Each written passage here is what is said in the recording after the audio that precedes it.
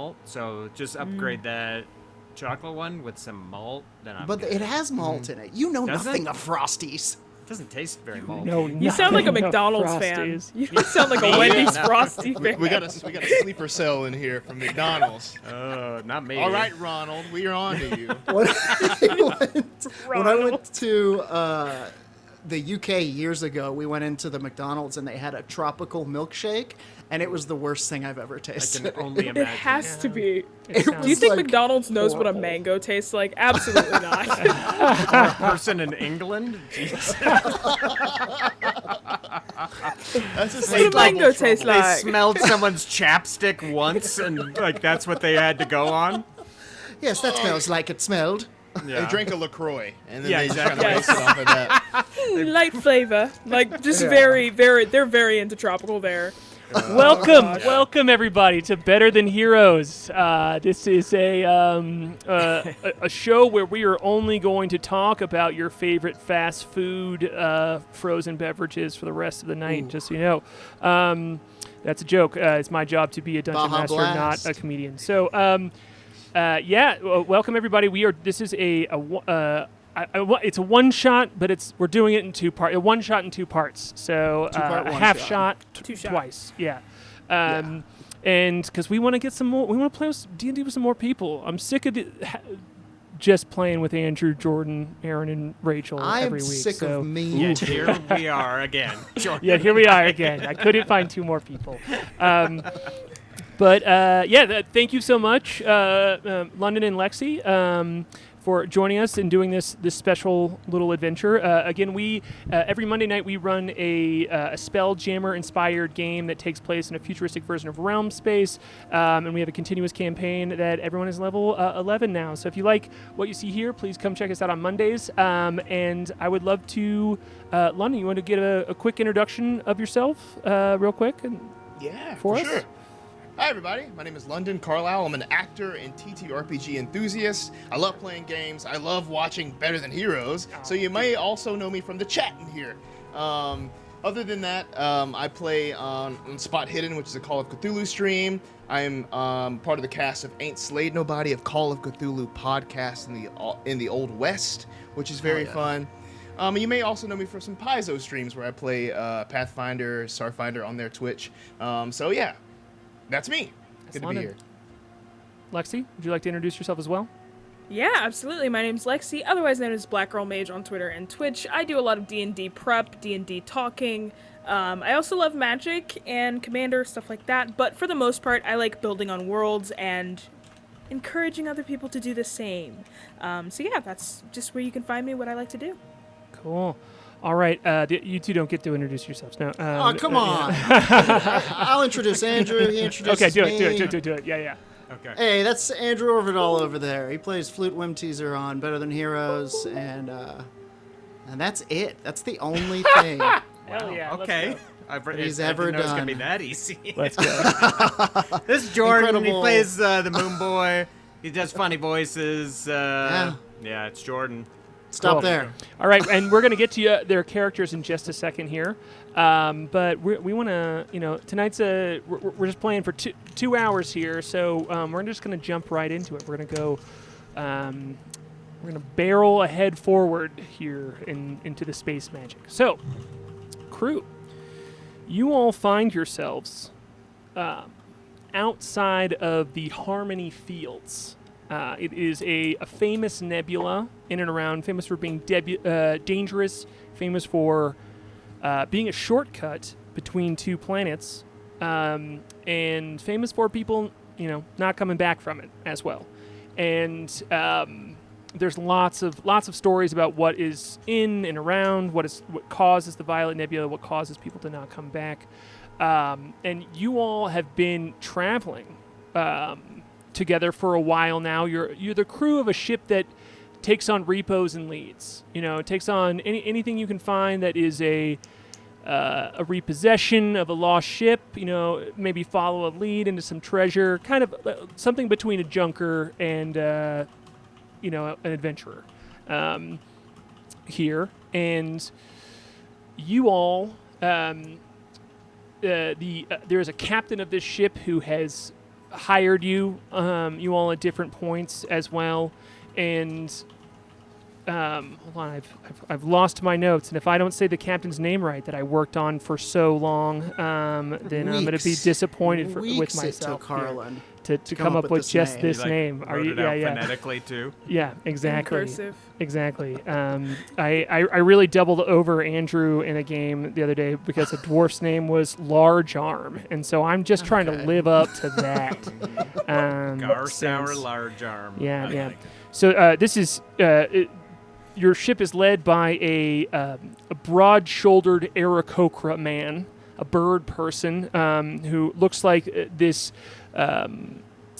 Like a falcon, has a big bright golden beak and these darker feathers and big yellow eyes, and he wears a very regal uniform, even though there's no requirement for him to wear a uniform, and there's nothing, there's no like status symbol really. It's just like his preferred dress method. It has like big doilies on the shoulder as well, and he's very informal, and his name is Captain Yuck Yoke.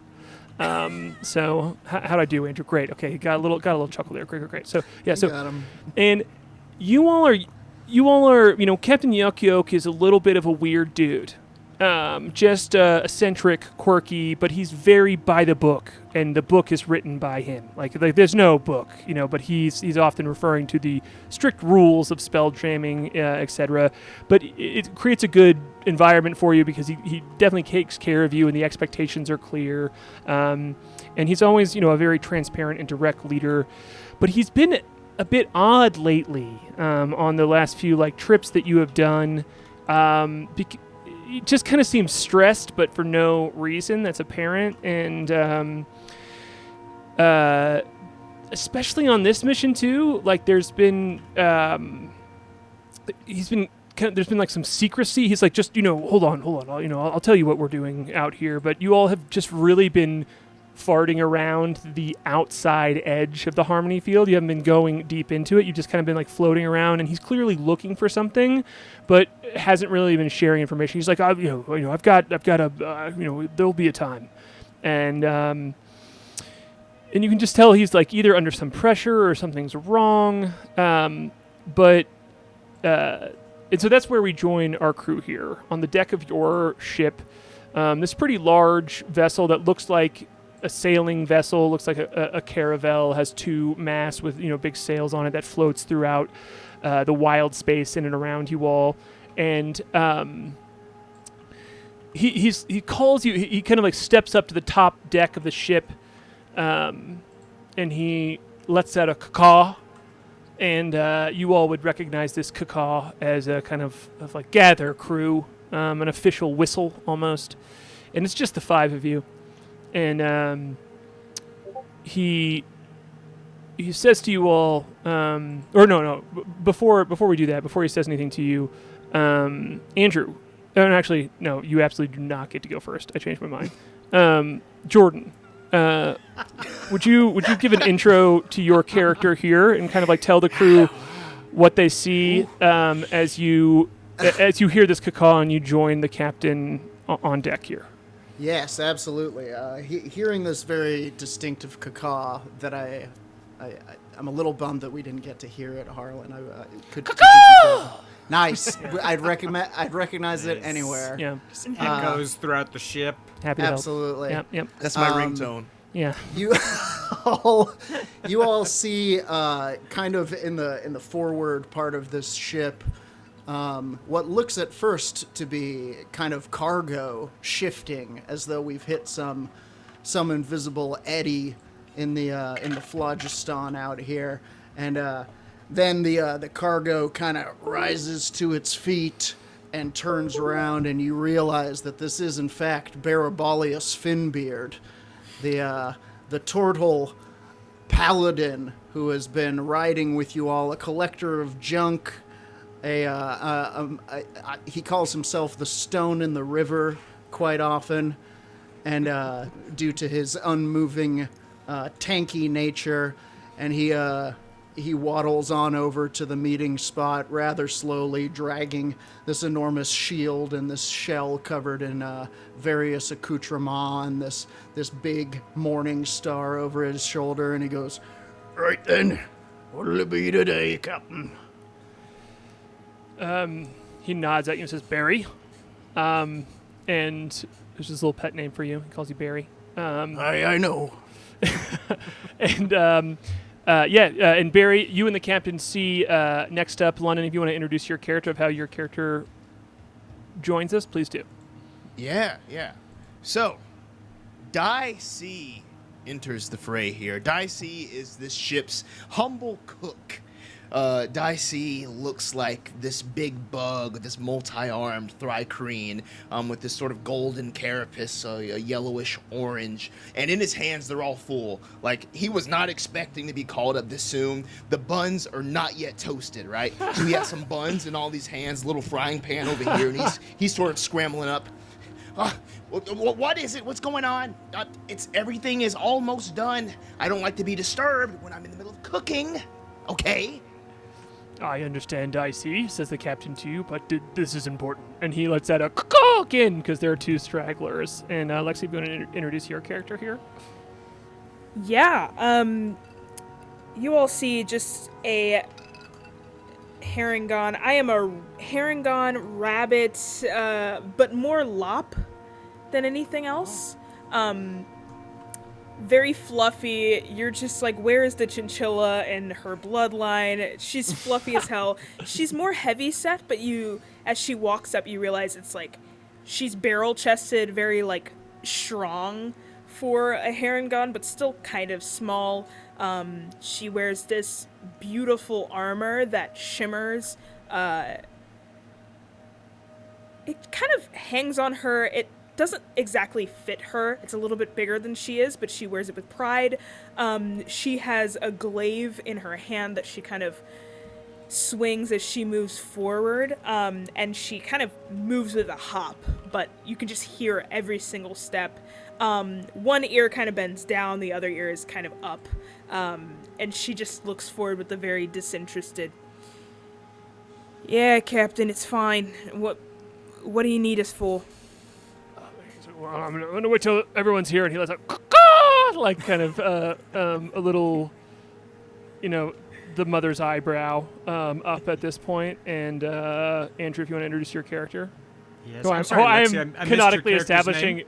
Who I'm canonically establishing is late right now, just because bullying you is. I'm having fun doing it. So Yes, you see Quody. Her name is Quody Quody. Quickfoot. Cool. Yes. Cool. Sorry, I missed it the first time. Yeah, there's kind of this delay, and then you hear the steps leading down to the galley kind of creak ominously as I walk up them. You see a female bear.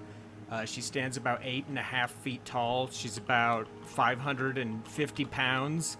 Kind of waddle up. I have a small barrel of blueberries that I've clearly pilfered from the pantry, and I'm wearing a kind of a thick leather belt, the kind that you might see a wrestler wear, something like that, and it's emblazoned with countless icons from championships and such, and emblazoned across it in platinum, it says "The Garden of Pain."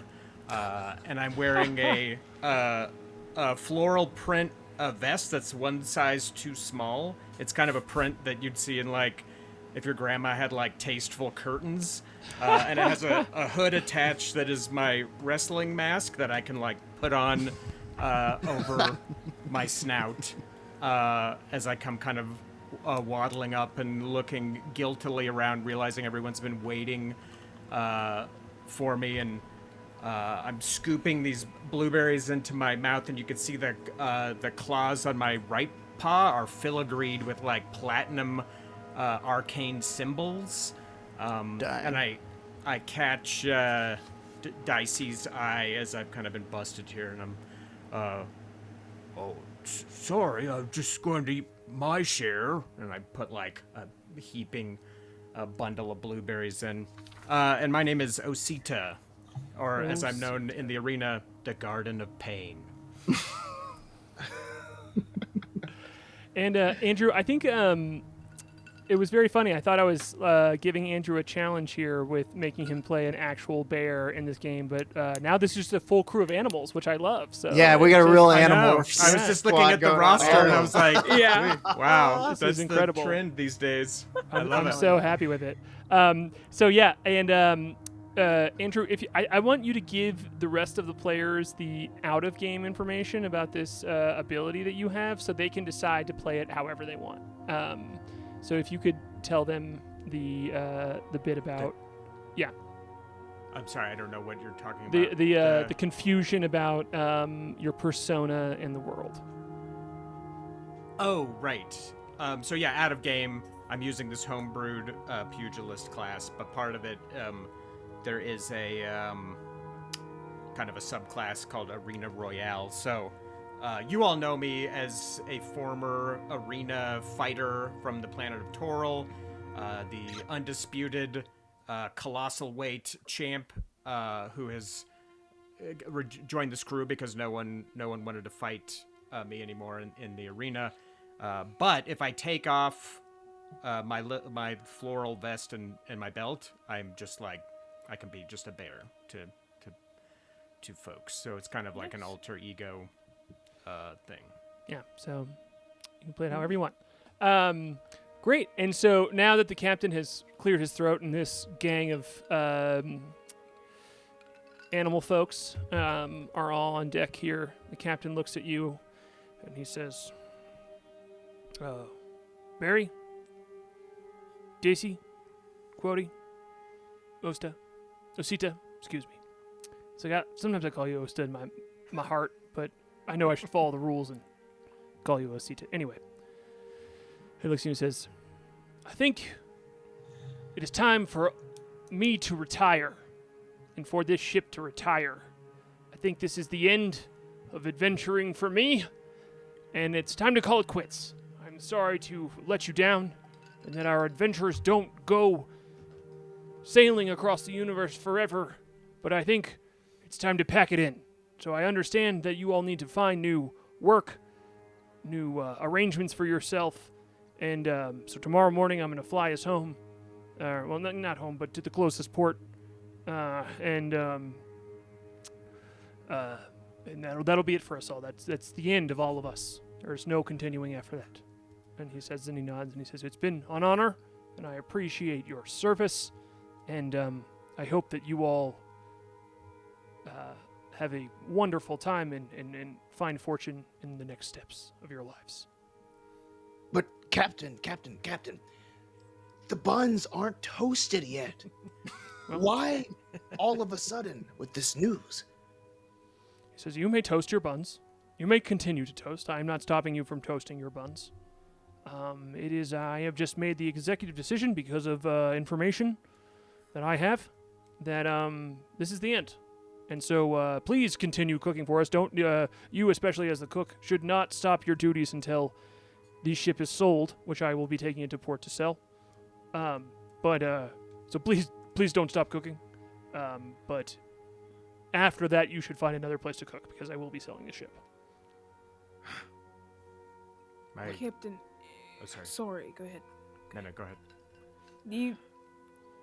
You said that you're selling the ship based on information. I'm confused. I thought we were on an adventure. I thought we were doing something ourselves. We were, and we have been. But unfortunately, I think this is the end of that.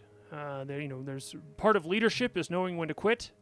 And so as your leader, I think it's rather than burnout, we should fade away.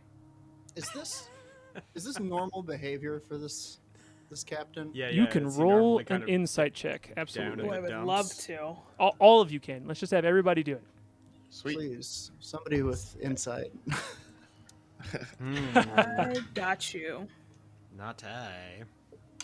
12. 16. Oh, 17.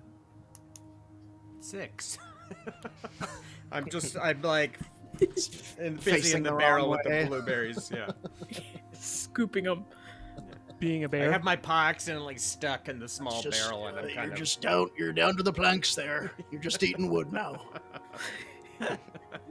I will say it is actually very notable that you all are, like you're all these humanoids that are like resemble in what we would know as real world animals, but Andrew's character is a bear that that is able to speak. Does not So- resemble. Yeah. Fully is a bear. yeah. Which is not. It's not. No status symbol there. It's just. It's. Yeah. He's definitely a It is- bear. Yeah. We're all It's kind of trying. yeah. Most animals need a couple upgrades, some opposable thumbs here and there. A bear can just kind of slot into a D&D party. Yeah. It's true. Easy. So, even you, Osita, because I rolled like dog shit. Notice that this is abnormal behavior for the captain, and you two, Barry and Quody. Is it Quody or?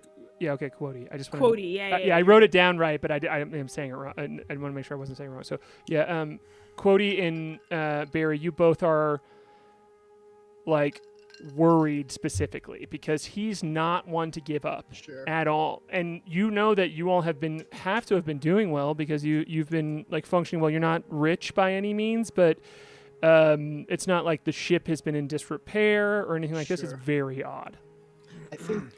I think given that Barabolius is going to kind of take a step towards the captain and he'll say, Captain, come now. As long as we're all together working on this ship, we're a crew. And if there's something that we should know about, you best spill the pearls right now, friend. He looks at you and he's like, there is nothing that is your responsibility to know about. In fact, I take full responsibility for these endings needing to come, and I'd be happy to give you a good recommendation moving forward. I would be happy to speak to the captain of any ship on our next port. I don't want any of that. All we want is the truth. Come now, don't make me hit you with the zone of truth. I've done it before, and I'll do it again. I hate it when you do that. I've specifically asked you not to. I know. I understand my orders and my rank and status does not long for this after my announcement today, but for the time being, I order you not to zone of truth me. Yeah, please don't. He did it the last time I made the sloppy Ugnars. He found out what was in it. Yes, It's mostly Ugnar. and I would like to say again, Dicey, that I apologize for all the very rude things I said to you that day. It's okay. At least you do like the potato crisps that I make. So I love them. Yes. Indeed. Is someone making you quit, Captain? Like throwing a fight? No, I am. I just, my. And he kind of like looks off in the distance, and he goes, "My knowledge of the stars has ruffled my feathers, and so I am making a decision with my gut," he says. And I'm not going to make you all roll again for this. He's totally full of shit about this. Like you've never heard him talk like this. He is a man of regiment and reason, and he's like trying to imitate someone maybe who's like talking about astrology. Like he's doing it, and he's doing a bad job at it.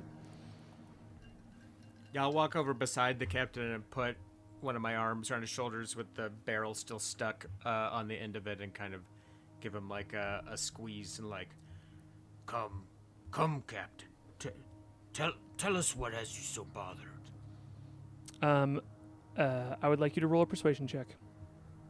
I would like to help. Cool. Go for it.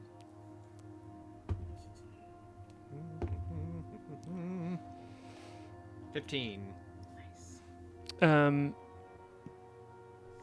He looks at you and says, it's not your fault, he says, and like you see these big tears well up in his huge eagle eyes, and you have specifically never seen this captain cry. And then you just hear him go, "Baka!" He's trying to hold it together and makes a chicken noise, but he's not a chicken. No. You... What? Where's the captain at? He looks at you and he goes, I don't know. Like the captain says to you. And he looks down and he says, I am not the captain you know. He says, I have made a mistake. I have wagered a lot of our future, the investments that, the pay that we have made from our repoing and leading together.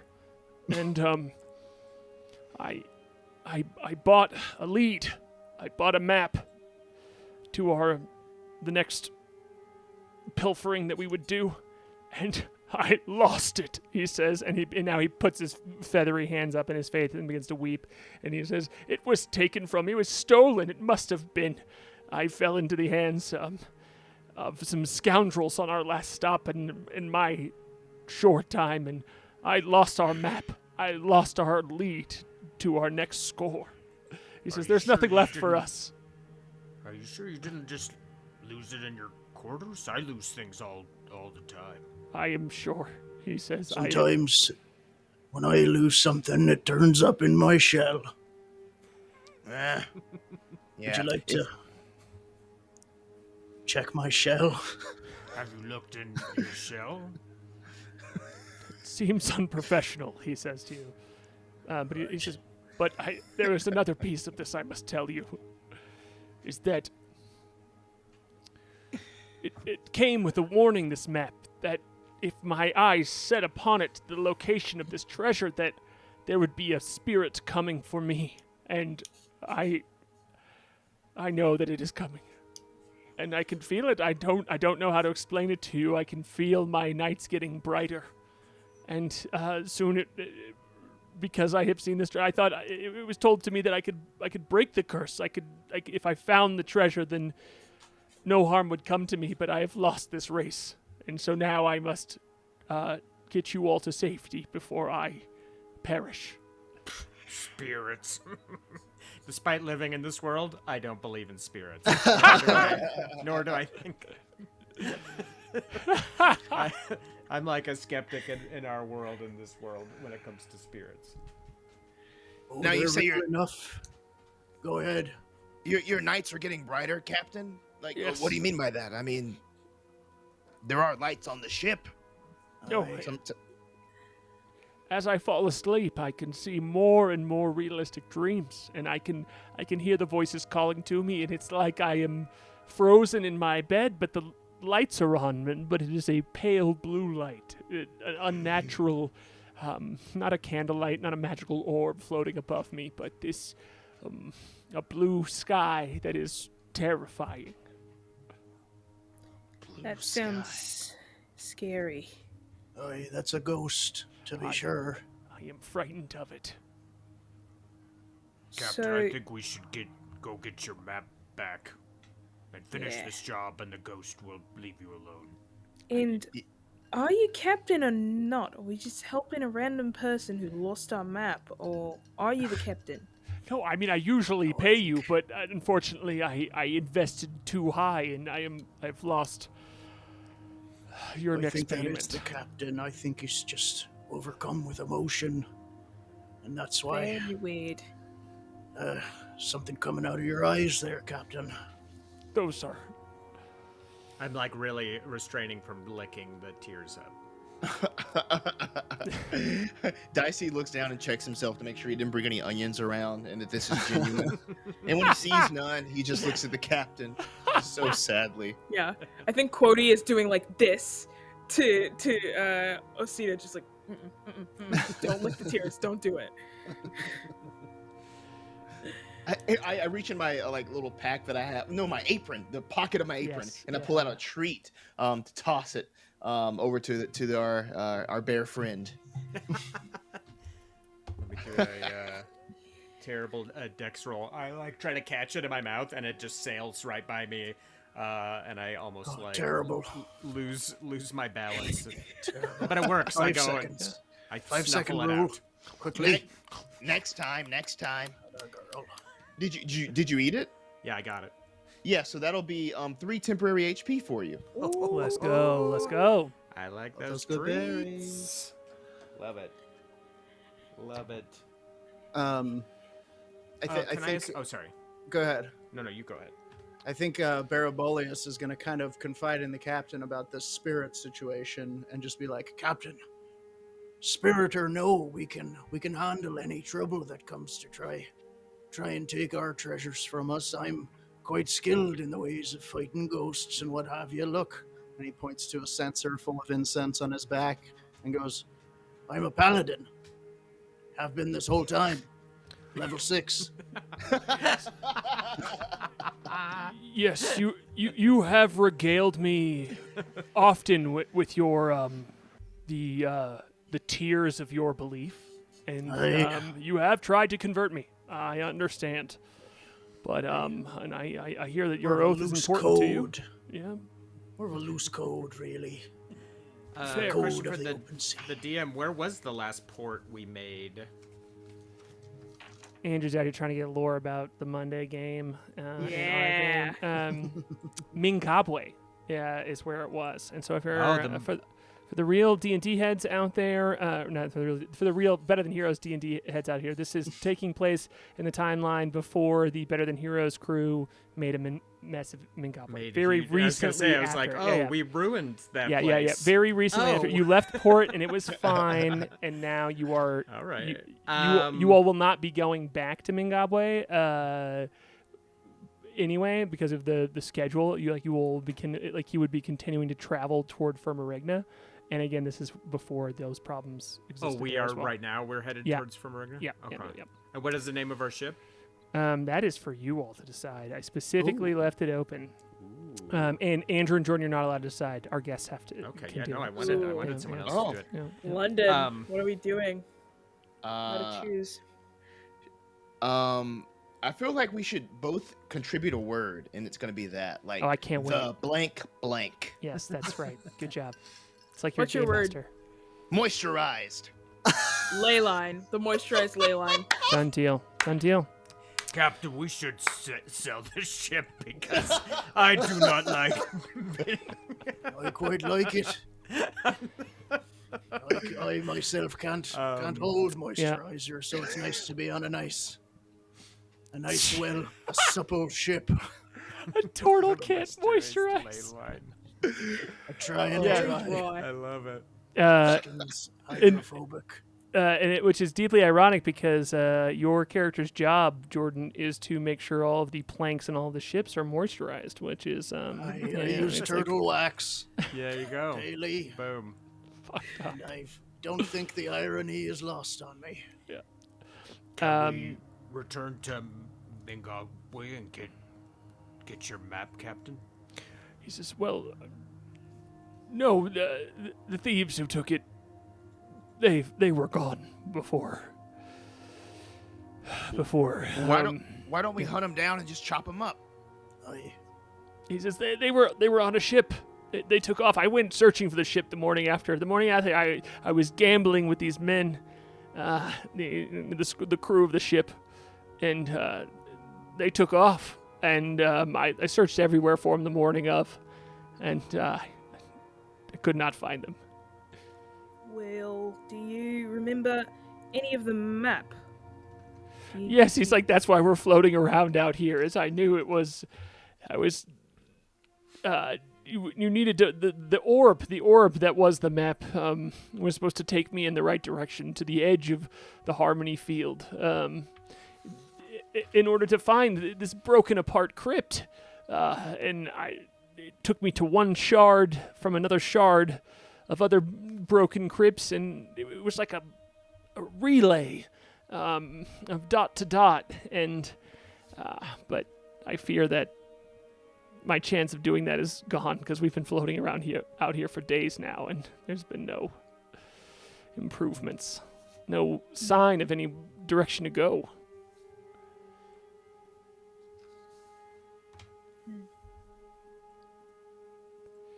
So he's like, unless you all have any ideas, he's like, I think that. He's like, either way, let us all sleep. We've been out here all day. I know that you all have been working hard and the buns are almost done. So let us eat our evening buns that have been cooked for us. And then let us go to bed. Tasty. So I put some. I go down and prepare some of that mystery meat for some sloppy ugnars. We're gonna have those tonight. And if you would like that, Disgusting. Cody, and Barry, you will also get 3 temporary HP from these treats. Yeah. Done. Indeed. Sloppy ugnards. I make a promise to you, London. At some point in the Monday game, this crew is going to come across sloppy ugnards. Just so you know. Or, I promise. or even just Yes. someone named Ugnar, because I feel like that's the yeah, Joe. totally. It's of me. this place. Ugnard the sloppy. Yeah. They found Ugnar. Yeah. Don't tell him about the sandwich. Cool. So everyone is, cool with like the captain is he's giving you a directive, and you know him well enough too, where he's like, he's done talking about it, he's worn out, and he'll come back with like open to any ideas that you have in the morning. But for now, he needs to call it after you all chow down on sloppy ugnards. Sure. Is there a D at the end, London? Is it Ugnar or Ugnards? There can be if you would like. It No, was Ugnar. you are the silent chef. You are the D. chef. So, Is it yeah, the yeah. traditional spelling? It's Yeah. an Ugnar, no D. It's like Ugnar. French don't pronounce the D. Yeah. Sure. Yeah. Okay, cool. Okay, It's better, there, but yeah. you don't pronounce it. Well, hell yeah, Lexi. Nah. Thank you. Ugnar. Cool. Great. I would love to can we- hear. No, go for it. Yeah. I was gonna say, can we kind of take this meal time to sort of have a little palaver between us? And Sure. Yeah. The captain is like scarfs his just like ohms his down and then leaves and is like I'm Like, Sure. Like a Yeah. pelican, even though Yeah, it's yeah. a falcon. Yeah. Well, But it was a falcon. Wow. So you enjoyed it? Every time. Nice. That's right. can really taste the Ugnar. Eh, I hope I can work for the new captain. I quite like this job. yeah, are we all going to stick together? I mean, that's a big question. Is this going to be the end of us as a crew, a party? I hope not. I'd hate to throw out the baby with the bathwater, as it were. We all seem to work together quite well. And what's more so, I can't believe the captain would give up like this. Whatever he hears whatever's going on must scare him really Aye. deeply. I, I've never seen him give up on anything, and this is, seems really important. it does. And probably very valuable. We should try to scare the captain tonight while he sleeps, and then he'll realize his fear Scare is him unfounded. in the other direction. Yeah. Scare him toward wanting to spelljam some more. I see. Yeah. Yes. Yeah. Wow, so many ideas. I'm gonna say that if he already lives in fear, adding on fear to that is not going to help. I Come on, Quody. This is our one opportunity to get like a sock or something, put an onion in it, and just beat him a little bit. I lit a Full metal switch. jacket, cream. Gonna Just a let you know. I do have a brother, so I'm gonna tell you the better way to go is cold butter in a sock. I think we're out. I Onion think we're will out of help. butter. I didn't know you were a barbarian. Wow. Yeah, it's just You know- We might not be able to find a map, but we're quite skilled at finding ships, aren't we? Perhaps we can find them what took the captain's map and get them to cough it up. I don't know if you all have any magics that can help us locate a ship, but if you get us close enough, I can find the map. Sure enough.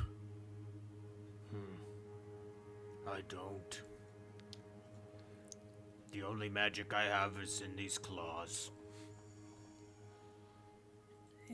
Yeah, similar to you, Barry, where, the whole paladin thing. Aye. So, not very quick. Well, I'm quick, but Aye, not very I know you quiet. are. We've had numerous races, and you've beaten me every time. We do it daily. I think we're actually racing right now, and I'll finish. Are you both? Oh my god! I just realized there's a tortoise in here. Are you both paladins also? Aye. Holy amazing. shit! Wow. Question for the This doesn't have a race at some point in it. Question for the DM: Is Captain Yuck Yolk the only one of us who ever spell jams on Yes. the helm, or does anyone else ever take a turn? He's very particular about the fact that it is his role, responsibility, and he keeps saying ensure, like he needs to ensure that he's the only one who drives a ship, which is me making a joke about insurance and not Insurance. actual game hint. Yeah. Okay. Yeah, how much would it suck to have insurance on your Spelljammer ship? Gosh. The deductible is huge. I mean, you have to claim your adventuring party when you file. I was Yeah. listening to a podcast recently where somebody tried to institute taxes in their game, Oh. and it didn't. Murder. They basically, they just started a Murder huge City. rebellion. Yeah, no.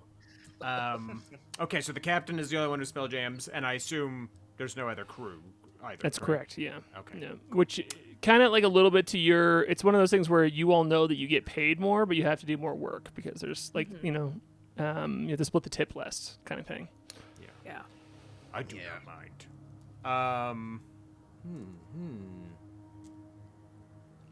How are we gonna fix this?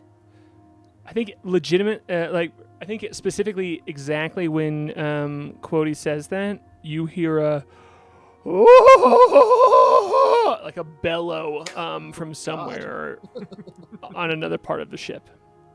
That is clearly the captain, but it is not a cacaw. It is a It's clearly the captain. Yeah. That was I'll the jump alert. up and like overturn the table and like knock frying pans off the walls. Easy, easy. No. Hey, watch it now. It's still a bear. Don't ruin the kettleware. That's the captain. And yeah, can I try to suss out where he is?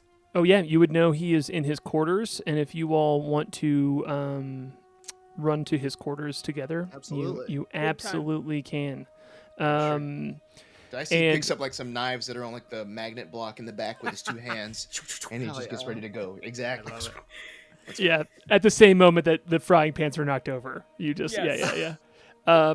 Hey, And just for the fun of it, let's have a race between Quody and Barry Big here. time. Amazing. So if you could both roll, I don't know if you have an argument for something besides a athletics check, you absolutely can make it to me, please. I think. Let's see.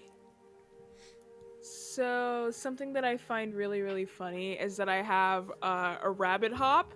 As a bonus action, I can jump 15 feet without provoking Incredible. opportunity attacks 3 times Whoa, in that a row rules. before I finish a long What? rest. So I feel like I'm gonna do this like athletics thing, but I'm also gonna definitely use my rabbit hop.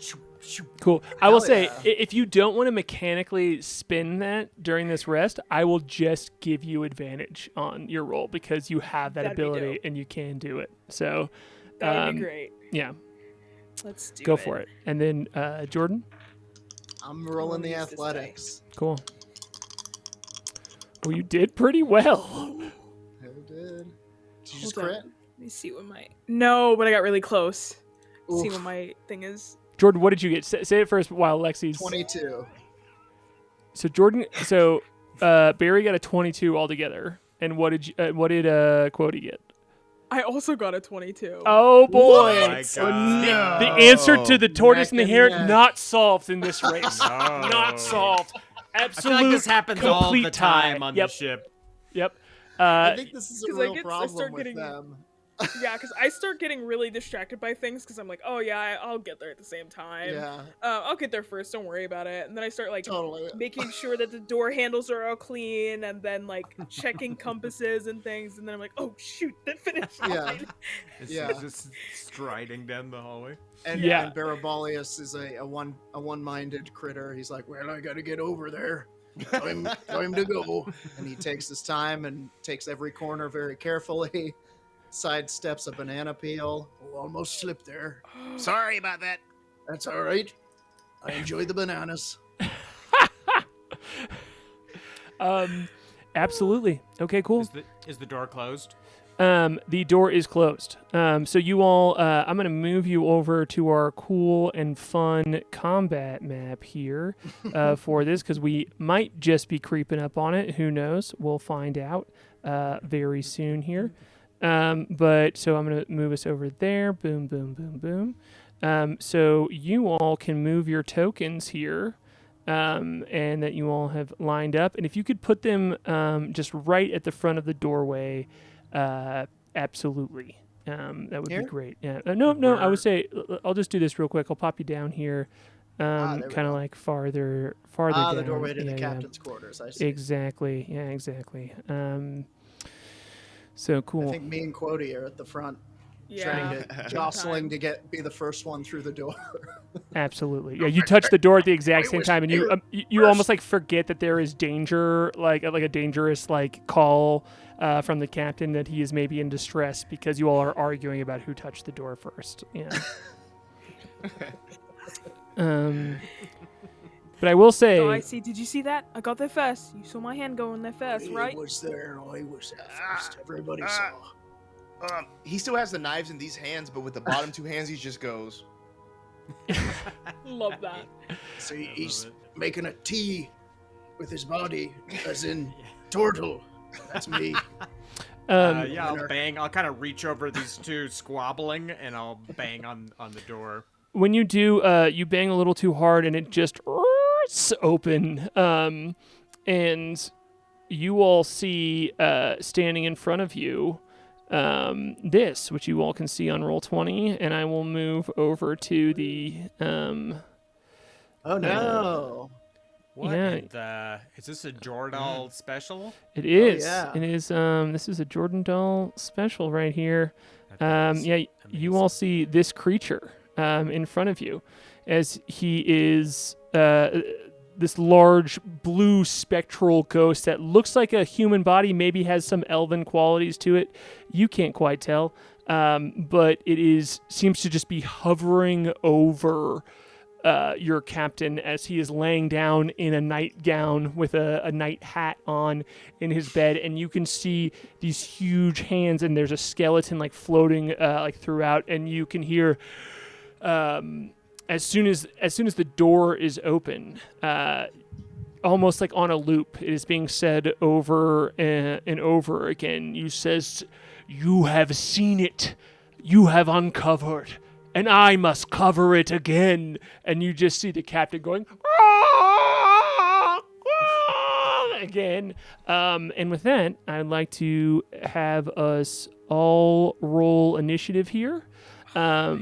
To get rolling in our first bit of combat, but we are also in this moment as well going to take a quick break. We like on Better Than Heroes to take my a God. quick 5-minute break as we hit the halfway point in our stream. So we're going to take a quick 5-minute break here. Everyone's going to roll initiative, and then we're just going to pop back into it. A reminder, this is a two-part stream, not just a two-part as we're taking a break here, but we're going to run the first half of the adventure of the night, and then in 2 weeks we're going to run the finale of the adventure. So yeah, This is the first half of part 1. there you go. Nice. Thank you, Jordan. I know that everyone needed me to explain that in such detail. parts. But yeah, thanks for hanging out. Thanks, Lexi and London, for joining us, and we'll see you real quick in just 5 minutes as we take a break to drink, pee, and see you in just a second. Bye. What was that? Yeah.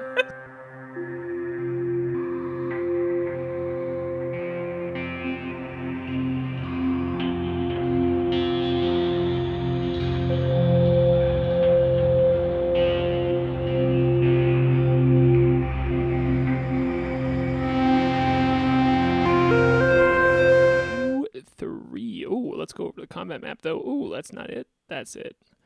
And I'm gonna go ahead and put that token for the Ghosty Boy on there as well. Yes. Ghosty Boy. He's a ghosty boy. You know what I'm saying? Jordan, Okay. did you draw that just for this game? No, that was the ghost that we faced when we rescued Malzor from that weird floating rock. When we got the Horn of Gan, he was. I remember that. I don't remember that ghost herb. That's He was possessed by a spirit, and that kind of squirmed out of his nostrils. It I'm was awful. so sorry to tell you, but that was the most D&D sentence I've ever heard. Stay tuned. And I'm so you treat it so casually. Oh yeah, when we rescued Malazar from the Malazor. Right? enchanted asteroid temple. He showed up in the last episode of BTH, so it was, that was a little overly casual. Malzar, the haunted Malzor. dwarf. Classic. Just Malzor. Yeah. Classic haunted dwarf shit. You know how it is. Cool. All right. So in the initiative order here, Quody, you are up first. You see a big spectral being, this like blue-white light, horrifying image above, floating above your captain. What would you like to do? Is this thing like reaching out for the captain? Like, Oh, yeah. gonna hurt? That's who he's afraid of. Yeah, it's very clear to you that when he said something's coming for me, that this is the something. There's like big, long, spindly, like it has huge fingers, like its jaws broken open, and it's just hovering above him and is like descending upon him.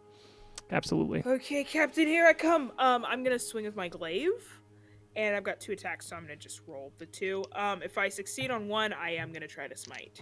Hell yeah, go We'll for it. see how it goes. I'll roll 2 d20s. The first one, only a 2, so an 8 to hit. 2 does miss. And then another 2, so an 8 to hit. Yeah. Neither of those. Do you want to give us some flavor though on what these misses look like? Yeah, absolutely. So she's got this glaive, and she's slicing. I think she slices and moves forward. It immediately cuts through the air, and this spirit will probably just move out of the way. And she, in one a move that is very reckless, just kind of swings behind her. And in the swing behind her, she also misses. Normally that would hit, but it is a spirit, so it's probably a little bit less corporeal than she's used to. Sure. And she's just got done racing, so she's a little out of breath. I love it. All right. But I think she's actually going to stumble into the room. Yeah. If that's okay. Cool. Yeah, I was going to ask you if you wanted to move in there. Absolutely. Yeah. Definitely feel free to just move your tokens as you would as well. Perfect, yeah. Great. So you just kind of like swing wildly, and there is kind of this like blue light and this like mist around the creature as well, so you're not sure what's its body as you just swing wildly there and huff and puff, which is going to bring up Barry. What would you like to do as you race Quody into the room? I am going to actually... Quody is, I think, too quick on this one and is in there slicing and dicing before Barry can even think, and he realizes what's happening, and he extends his morning star at this ghost, and he says, "Freeze, fiend!" And I will need you to make a Wisdom 14 saving throw. Okay, Nice. cool. I got. And this is, oh man, I got an 11. You are hereby affected by the command spell. I'm calling this Halt. The target doesn't move and takes no actions. Okay, cool. Nice. And you see, give us some flavor here of what like divine energy shows up to freeze a ghost. I think it almost appears as if an enormous spectral wave crashes through the room and washes over this beast, this inhuman spirit, and kind of it's almost like it almost like doubles for a second, where it looks like it's pulling itself out of itself, and it kind of snaps back in and seems completely stunned by whatever divine magic just swept over it. And Barry is going to very calmly and carefully walk over here and place himself between the captain and the spirit. Right as you move over, you see it's like frozen in place, in the whole head that is this like disembodied jaw on top. There's just like skull head that is clearly not a skull, but is a spectral projection of a skull. Turns all the way around, looks at Quody, and then as you move forward, it turns around and follows you, and then you see it just shiver and shake, and it is breaks the command, because a thing that the spell says is that if it is undead, it is unaffected by the spell. Oh, you're right. Yeah, so you do see it break. It like is affected by it, and then just like breaks it very quickly. And that is going to bring up Captain Yuck Yolk, who is going to get up and is going to run away. And as he moves here, he steps right out into the hallway and is going to see Osita and Daisy, and he says, "Save me!" And you've never seen him. You've seen him face down horrifying things at many moments, both, monsters and creatures alike. And he is just running like a scared child here. And that will bring up Daisy. Oh, you're muted. I'm muted. Okay, sorry. Yeah, Dicey, he is going to sort of just try to jump into the fray here. Dicey, it doesn't matter. Yes. He's going to run into the room. Run into the room here, brandishing those two daggers that he have, these like cooking knives that he's been chopping onions with. So there's a bit of that smelly residue still on it. So he's hoping that ghosts don't like that. And he is going to go in with a slash to this thing. Absolutely. Roll that attack roll. That will be 23. 23 does hit. Absolutely. Okay. Do you mind if I roll the second and then my bonus action sort of dual wield? Go for it. I trust your judgment on the order of events there. Just for quickness. So that's 25 and then 8. Cool. The 8. So 25 and 8. So that's 33 points of damage altogether. And is that magical in any way? Is there any what kind of damage is it? So that was a 25 to hit and then an 8 to hit. Oh, I see. I thought you were rolling both the damages at one time. I was impressed. The 8 misses, the 25 hits. Yep, thank you. All right. And are these magical attacks, or are they just straight up piercing? They are magical. Good, cool. Since this is a +1 dagger that we have here. Love to see it. Nice. Magical kitchen knife. Let's go. Indeed. Hell yeah. Awesome. So yeah, 6 and 6, 12 damage as it's coming at this thing. Stab. Hell yeah. All right, cool. So yeah, your magical kitchen knife breaches the edge of this mist. You can see it just like it's like waving away fog, and it disperses, and you hear the wraith cry out. It's like, oh! As it's like broken open jaw just like goes unnaturally wide as it looks up in the air, and it says, "The secret must be covered again." As you stab it.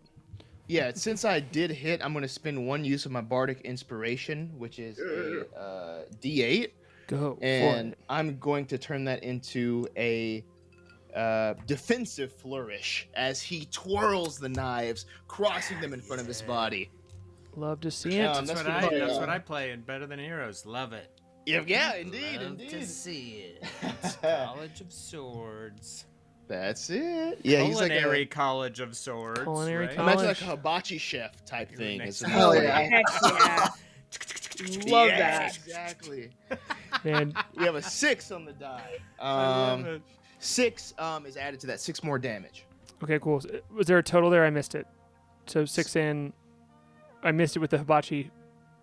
That Cool. was that. So wait, it was 6 and 6 and 12, plus another 6. 18. Total. 18. Well, Hell yeah. if you're rewatching this twice and checking the math, fuck you. I love you and appreciate you. Cool. So that's 18 points of damage altogether, and it takes full damage because those are magical attacks. Great and cool. As you hibachi grill this ghost hovering above the captain's bed. Great turn. That is going to bring up Osita. Oh, great. If a bear can smile In the woods, and no one's smile. watching. Yeah. Osita doesn't have any spells. She doesn't have any projectiles. She doesn't have any cool weapons. But this is her favorite activity in the world. She pulls her wrestling mask on and lets out a roar as she pops her claws out, and you see that platinum filigree kind of glow. And she's going to charge over here, right up on this ghost. Get in there. Kind of just like crunch into the doorway. And I am declaring haymakers, which is part of the pugilist class. Normally I would make these attack rolls with disadvantage, but since I'm flanking, they'll just be regular attack rolls. Well, Love it. Does a 19 hit? A 19 does hit, yes. Right, I'll roll damage after these. I'm going to spend a point of moxie, which is my resource as a pugilist, to then activate the old 1-2. So immediately after I take an attack action, I can make 2 unarmed strikes, which is what I'm already making. Nice. I really love this homebrew class. It's Does so cool. a 26 hit? A 26 does hit. Second one, does an 18 hit? An 18 does hit exactly. And finally, I have extra attack at level 6. Does a 10 hit? 10 does not hit. Okay, so it's going to take, because I threw haymakers, I don't have to roll my damage dice. I just use the maximum of them. So it's going to take... Sorry, I'm literally having... No, so while you're doing the math here, you all see, and you know Osita is quite the warrior too. If there's love in your heart, if nothing else, because she's loyal and strong and will kick some ass when you need her to. And she just comes barging into this room and just starts clawing at this ghost that is floating above the bed again, and you all are on each side of it, and it just kind of seems unbothered and is like yelling out and not barely even looking at you as its like head moves around and it's avoiding spells from paladins. And then with that, the bear just like charges in and like tears apart this ghost. Nice. It's going to take 51 points of magical slashing damage. Why is it magical? Because at level 6 pugilist, all of your unarmed strikes are considered magical. Great, fuck you, awesome. I approved all of this, so it's fine. Sweet. I said yes, therefore. Flavor-wise, that's why I gave myself the sigils on my claws, as if I had gotten Sure. them, like inlaid with some kind of arcane. Cool, that's very cool. Yeah, this pugilist homebrew that we found is crazy OP, and we even nerfed it down. I've had to DM for it before, and it's like pretty silly. I would say They're it's so it's cool. not broke. I mean, but that's the thing is like it's not broken. It just like has moments where you can do really big things. You can So only do it's- one thing, and it's this. So Yeah, it's monk. It's monks. yeah, Yeah. Yeah. exactly. Yeah. It's I love it. Cool. So yeah, so cool. Your warrior bear friend comes charging in and does what she does best, which is tear a ghost apart. And again, you just see this like mist. Like it's odd to see a incorporeal form be torn apart, but you can see it just like bits of it being dispersed as the bear claws at it. So yeah, that is going to then bring up the ghost, who is going to turn to you since you were the last creature to attack it, Osita, and it is it leans over and it pulls out this huge sword out of its body. That it does not seem to have this before. It's like claws seem to be its weapon, but it like reaches down and pulls out this huge sword out of its chest, and it says, "It must be hidden," and is going to attack you twice. And Disadvantage. I'm On- using my protection paladin feature to use my reaction to impose disadvantage on that attack. okay, cool. It had advantage on the attack, so that means that I'm just going to take the first of each one that I rolled. So it misses on the first attack because I assume your AC is above 10, Andrew, and the second attack it critted on. So.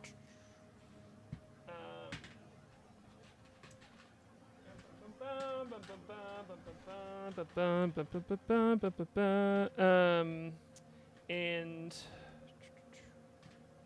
fun and cool. Why can I pick up the dice that I need to use? I just kind of can't pick them up. Cool. 16. And then. I just saw the raid. Hi, everybody. Oh, hi, hello. Come Thanks on, for hanging raiders. out. Someone tell them what we're doing. Why I do math real We're- quick. We're playing a little Spelljammer D&D. This is the first session of 2. We're the crew of a spelljamming ship. Our captain is being Called? haunted by a ghost called the Moisturized Ley Line. Was that it? Yep. That is the name of our Yeah, ship. Yeah, the that's Moisturized it. Ley Line, and our captain clearly being haunted by some map guardian-ass ghost. And yeah, we just kind of interrupted. We're in the middle of ghost busting, as it We're were. busting ghosts. So thank you. Tis true. Thank you for the raid. If you've got questions, ask them in chat. Yeah, they will Jordan definitely answer 'em. be. I'm not in chat.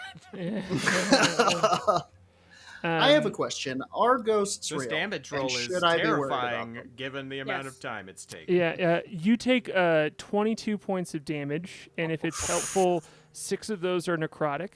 And you also see the body of this ghost split into multiple pieces, and Okay. there are now 2 more ghosts in the Well- room that seem to grow out of it. No. I That's uncalled disagree. for. Okay. I use my reaction to disagree. Yeah. Yes. Um, Bonus action. yeah. I hate this. Yeah. And yeah, you see the body of the as it hits you, as it makes contact with you with this huge sword, the body of it seems to get smaller and ripple, and in the same way that it was being dispersed by your claws, it disperses itself, and there's just 3 of them all standing there with swords. Okay. Oh. And what kind of damage was that sword? The sword did slashing damage and then also did necrotic damage. Oh, both. Okay. Cool. Yep. Cool. Good to know. Cool. Unpleasant.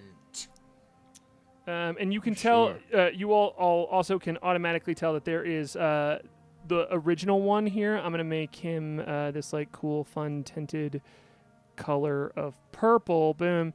That he is the original one, and that the other 2 seems to be duplicates of him. You can see it immediately because he seems to have the sword, and the other ones are more ripply. They just have this kind of blink in and out fashion.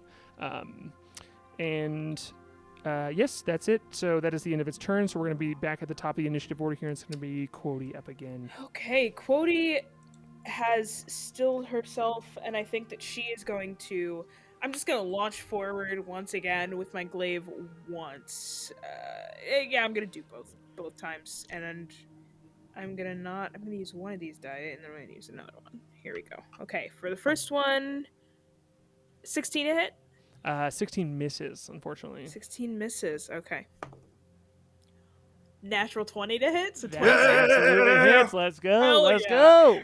Perfect. Okay. So with that one, I'm going to also throw in a smite. Hell yeah. Hell yeah, I'm you gonna are. use a 2nd level. Do I? This is a. It's like a spirit. I think it's a spirit, right? Yeah, absolutely. Okay. Interesting. I'm wondering. I will say, even you are allowed to apply the meta knowledge that you know it is undead, because it's your crew member spells well enough that you saw the command spell come out and it specifically be able to resist that. Yeah. Okay. So I would think that something radiant would be extra harmful? That's a you question, I think. That's a me question. Yeah. Yeah. I think that she is You do know it's undead. I will say that mechanically. I Yeah. can't tell you about Okay. the radiant. Yeah. dope. Well, I'm gonna use a second level branding smite. Let's go. So I will roll my damage, and then also an extra 2d6, 2d6 radiant damage. So let me do that. Let's go. And I will say, I don't know if this is correct, but we're in a two-part one-shot. So I'll look this up later, and you can just do it big here. With crits, most of the time that I know, if you smite on a crit, you can double the smite damage too. So go Whatever for gets it. rolled in the damage roll, It's I think, amazing. right? Yeah. Yeah. So If I'm wrong, I don't care. do you prefer for me to double the die or actually roll two separate dice? Don't tell me what you do, and just do whatever you Cool. want. Yeah. Yep, we'll do. Yep. Okay, so Wait, is that the new rule? Yeah, Oh. it says it. It says it in the book. Yeah, as long as you I don't love tell the it. dungeon master, it counts. Yeah. It says here, don't tell Harlan. thanks, Watsy. Very helpful. Yeah, And then they've done a lot of things to keep just rules out of my eye line. Yeah. Specifically named in the player's Yeah. manual. okay, that's gonna be 34 points of damage. Nice. Hell, 20 yeah. of that is radiant damage, if that matters. You see your weapon connect, and there's this like glow of radiant light around your sickle, right? Glaive for this Glaive, one. excuse me. Yeah, like as it connects here, and it does not do any more damage. But your it does still connect here. So Perfect. And that one was for the one that we were already, like the original one we were Yes. already hitting. Yep, absolutely. Yeah, so I think that my blade slices through the form of it. And as it gets through, I notice it glowing, and that's when I apply the smite. Yeah. And then nothing else happens, but I just look around and hope nobody noticed that. Yeah, you still and- did a shit ton of damage, but you're still self-conscious about it. I love it. just a little bit self-conscious. I think what I'm gonna do. I already did a smite. That's fine. Perfect. Yeah, that's all I'm gonna do is just do that attack, smite it up. Hope someone else can finish the job. Yeah. Cool. All right. Is there any competitive, like, you're hoping that it's not Barry? Or is your big racing... time. Yeah, okay. I used my I didn't smite want to specifically. assume, but yeah, My yeah. entire thing is like spite. I'm my literal philosophy is based around spite. So I don't want Barry to be the person to like smite it at just the right angle to make it explode. So I'm Are- hoping nobody does the finishing blow except for me. So are you saying that as a paladin you do divine spite instead of divine Okay. smite? All right. Or Well, Yes, I like Yes, Mm. okay, cool. divine smite, divine spite. I can't say it. Yeah, it's hard. Keep saying define spite. Defiant spite. Webster's dictionary divine smite as okay. okay. Sorry. Great. That is going to bring up Barry. It is now your turn in the race to Okay. kill ghosts. Okay. Yeah, I am going to swing on this creature with my non-magical Morning Star, Wow. Okay. Cool. But- Hell yeah. but God. Morning stars are so dope They're so dope. yeah, for no reason. Yeah. they're Deeply impractical. Who made that weapon matter? Somehow it does. Yeah, It I survived don't know. time. It's the kind of weapon you just see it on, on the rack on the wall, and you're like, all right, I'm not fucking around. Yeah. Yeah. 19, away. What was it? 19 to hit. does hit. Yeah. Okay. Knowing Welcome to what I Better Than know- Heroes, where the players roll their way out of difficult encounters. So Yeah.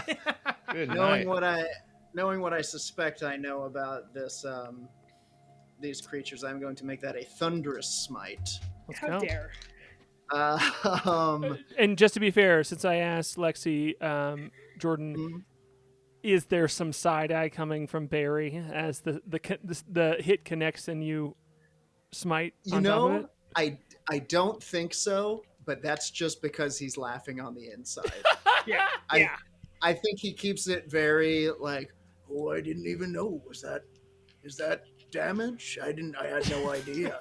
Oh, did I kill him? Oh my gosh, I'm That so type sorry, of thing. guys. Is that damage? that will Is be that damage? 8 thunder damage, and I'm assuming nothing from the actual blow.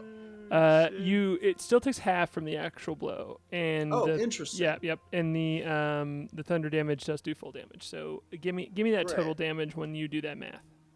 Great. So that is going to be 12 damage. All right. Dorpo, could you give us a little, really paint us the picture here as you bust this ghost into pieces? I'm Nice. I am both sorry and deeply entertained by the fact that you did like almost 3 times as much damage to this creature, and that My blade is still in the thing. Like, yeah. I'm fully gonna wear this hat too. I did This it. is good. Yeah. Please give us this moment, please, Jordan. I think as he reaches back to swing, a weird sideways rain comes in, and it's almost like this thunderstorm is starting, and he hits it and halts his morning star in the middle of this form, and lightning comes out of nowhere and strikes the morning star, and then radiates throughout this creature, kind of cracking it, and as the cracks run through it, it explodes like some movie that I can't quite put my finger on. Just like that. It's like Schmost, Boast, one of those movies. Yeah, it's something like that. Yeah, Toast. Yeah. And then the ghost comes back and makes a pot with the captain very sensually. Yeah. That's Top Gun. That's Top Gun. A clay pot. Right? That's Top Gun. reach around the sides. Yeah. Yeah. Yeah. Yep. Those big scary hands. Yeah, with a morning star. Yeah, and so all of that happens, and the first ghost explodes, like the Right. OG, and you hear again this like cry out from this unhinged jaw. The mouth is not moving correctly to make these sounds, but you still almost see it from the mist, and it says, "The secret must remain hidden," and then it fully just dissipates in front of you. But the other 2 ghosts still remain. They remain. Okay. yeah, In they that remain. case, I have an additional attack remaining. Please do. I turn set attack on the blue ghost to my south. Great. And I am going to strike. Strike away. Ooh, that's a 21 to hit. Does hit. Ooh. So that's going to be 3 damage from the attack, and I will make this another thunderous smite. All right, go for it. Am I allowed to do that? No. I don't think so. it's I a can't- bonus action. Yeah, I can't cast- I was gonna. It is a yeah. bonus action. I already used it. And I can't cast another spell during the thingy. Okay, so 3 damage. Take that, you ghostly bugger. Pop. And just for notes here, do you want to do it to the green one or the blue one, Jordan? The blue one. Okay, cool. All right. Yeah. So you dissipate this one ghost, and the other 2 ghosts that are pretty much replicas, but like more blurry figures of the original one, don't flinch. Sure. And they kind of like move in tandem, and they again chant out almost as a refrain, like a call and refrain to the first one. This is, "The secret must remain hidden." But they don't yell it as much. They just kind of say it. And that's going to be the end of your turn, which is going to bring up Captain Yuck Yoke, who is going to charge back in, see 2 more ghosts, and charge back out and move farther. Thanks, Captain. yeah. Good job, Captain. Very helpful. He lets out a Go to sleep. Yeah, he lets out a caw that is like weirdly similar to the gather here as he runs in, but it kind of like out, like he like loses his voice halfway through, and then it just kind of croaks and runs away. That's going to bring Daisy. He's gonna pull out this little bell from his apron. It's gonna ring a ding a ding. It's dinner time, he says, as he sort of runs around, comes to about right here. You know, we'll give him 5 more feet. He likes the bell. He's gonna get right there, and he's gonna go in for 3 more attacks. So that's 2 attacks with his action, right? And then the 2 weapon fighting. I'll roll them all at once. I really, Lexi, I know you're a DM. London's a DM. I love playing with DMs because they're like, I've already done all of this in my head. Is this okay? I'm like, thank you. I love you. Please, welcome to my table. I appreciate you. Yeah, I'm happy to let you be a player. Yeah. Just want to get this moving along, you know? Yeah, I understand. Oh, these are bad rolls. I'm not roasting you. I'm grateful. Yeah. We have 12, 7, and a 20. Cool. So yeah, give us some while you're rolling 27. damage. Give us some flavor of you missing, and then hitting. Cool. So he's too focused on the bell, and he almost like drops the bell. So he's trying to catch the bell as he's swinging with these top 2 arms. So it's like miss, catches the bell, and that's where the crit comes in. Nat 20, 27. Hell yeah. This is like classic, like really good waiter moves, right? Where you're like moving through a crowd, and you're like, oh shit, and then you like land the pizza on the table perfectly. Yeah, absolutely. Yeah, it's like Spider-Man 1 where he catches all the stuff on the tray. Oh yeah, hell yeah. Let's go. Yeah. Cool. So I'll roll damage on that. And this is the blue one, right? Well, I'm going to do a slashing flourish where I can get both of them. Ooh, let's go. Of course, with this crit, this is doubled, right? I hate playing with DMs because they know all of the things. You know? They know all of the stupid rolls. Wait, I thought you loved it. Yeah. Who knows? How do you want me to roll the crit? Is that just like, am I rolling this twice or doubling it? Do what You're you want. You're not allowed to tell me. You can do either one. You just can't It's tell the me Wild which. West. Yeah. Okay. You All right. do one or the other. Just don't tell me which the answer is. Yeah. Roll 4 dice and then divide it by 2. Like logistically, it does not make sense, but it's so funny. Cool. That's fine. Cool. The true crit. All right, so it's 9 naturally. Let's roll that flourish damage. 8. I got an 8. So Hell yeah. 17.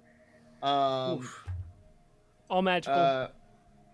Weapon hits you spend 1 your bardic inspiration, deal extra damage equal to the number you deal on the rolling the dice to the target you hit and any other creature within 5 feet. So both of them at 17 damage. Incredible. Amazing. Sorry, it's really gonna take me a while to get over that joke. Roll 4 and divide by 2. That feels like a thing I'm just gonna like make Andrew do forever. Like That's good. it's the rule. It's my homebrew table rule. It's the DM's table. You know, like it's my rules. You know, bring whatever stats you want. You can roll your own stats, but when you do crit, you do have to Do this strange Divide- ceremony. divide. We quadruple and then halve. Yeah. I'm gonna make you long divide on a whiteboard, actually. And you could even round up, but that's how nice I am as a DM. You know. Cool. So yeah, you give us just a little bit more flavor, London, too, as you like as your is Dicey like cuts through both of them as well because it's huge, a huge hit. Yeah. So this is the part where he grabs the bell, catches it, yes, and he slices through both of these ghosts. But he's not looking at ghosts. It's almost like in his mind they turn into 2 big potatoes. I'm talking Yukon Gold potatoes. And as he slices into them, he can just see those crisps being made, those crisps that the captain just loves to eat. And in a little heart-shaped cloud in his peripheral vision, he sees the captain with a happy squawk. He's like peeping through the door too, and he sees it and feels it. Absolutely love it, incredible. Cool. That's gonna bring up Osita. All right, all these ghosts are still alive? Yep. All right. Yeah, I'll look at Dicey after that, and I'll kind of nod and like, Solid gimmick. With the dinner bell thing. I could appreciate a good little showmanship. That's what I was like. I thought you were roasting him at first. I was like, no, you're a performer. No, This is a true it's compliment. In the arena, a gimmick like that. Yeah. It's great. Cool. I'm activating haymakers again because there's no limit to it apparently. Sure. And I will attack here. So first attack. Ooh, critical fail. That'll miss. Sorry, I'm adding 25 to hit. 25 does hit. Were you adding like 2 to 20? Like And 11. I was adding 8 to sorry. 17. Does an 11 hit? 11 does not hit. All right. So then with my extra attack, another 25 to hit. 25 does hit. All right. It's going to take 34 points of magical slashing damage. And this is the green one, yes, on the map? Yeah, the one who was... Okay, give some flavor as you disperse this ghost into nothingness. Yeah, I just lay into it with my magically slashing claws, and it's just kind of these, like, wispy spectral ribbons, and I'm kind of, like, snapping at them in the air as if they could be eaten like cotton candy or something as they're, like, puffing around my face. Like a bear in a candy shop. Yeah, bear trying to eat some cotton candy. Yeah. Thanks, Jordan. I like that. Cool. And there is just one left that seems very focused on something in the distance, and it is now going to be its turn, and it's going to take opportunity attacks from 3 of you, from Daisy, Barry, actually 4. Yeah, I forgot Osita and Quody are standing in the same spot. It's going to take all opportunity attacks from all 4 of you, as you just see its incorporeal form just dash through the wall. Oh no! What? Cool. So we do get opportunity attacks? You do, yes. All 4 of you Great. do. So you should all roll to hit right now with a melee attack. Right. Cool. Big glaive toss energy. I am not even joking. I literally just rolled a second nat 20. I'm not joking. Yes! I tossed it and everything. I was Holy shit! Truly, Nice. I'm just gonna call it. I mean, like, my job as a DM is to throw things that are challenging at you, so that the actual possibility of you to lose or win is present. And this is a hard encounter; it could easily crush you. As per tradition on the Better Than Heroes channel, I get absolutely embarrassed by dice rolls, and that's just the dice tell the story. On you. Yeah, So exactly. we're just Yeah. dunked on you. So, thank you. It's clear that you're that you belong in this channel, hanging out here by just like making me look like it. I threw an easy like softball encounter. at you. Baby's So, first yeah, dunk yeah, is what please. I'm hearing. Yeah. Natural 20. Okay, perfect. Cool. Yeah. So please double the damage dice or the results as long as you don't tell me. Yeah. And we'll Roll find 4, out divide if you by smash 2. them. Yep. About to do that. I need a better D10 than the one I have because I can't read it. That's so funny. I was trying when I was having trouble grabbing my dice earlier. They were D10s. D10s are Yeah. wiggly. They're wiggly boys. They are D10s and D4s. Okay, let's see. Okay.